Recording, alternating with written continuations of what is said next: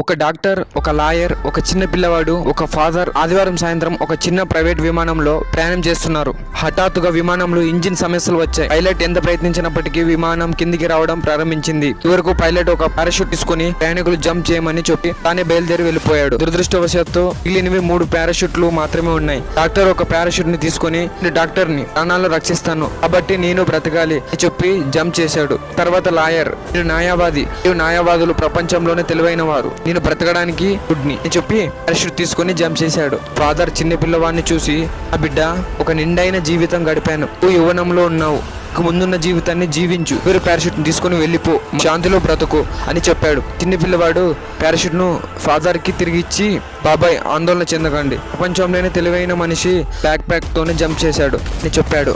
మీ పని ఎప్పుడు మీను నిర్వహించదు అని మంచి మనిషిగా ఉండడం మాత్రమే చేస్తుంది. మీ నుంచి ఒక్కడే ఆశిస్తున్నాం. వీడియోని లైక్ చేసి ఛానల్ సబ్స్క్రైబ్ చేసుకోండి.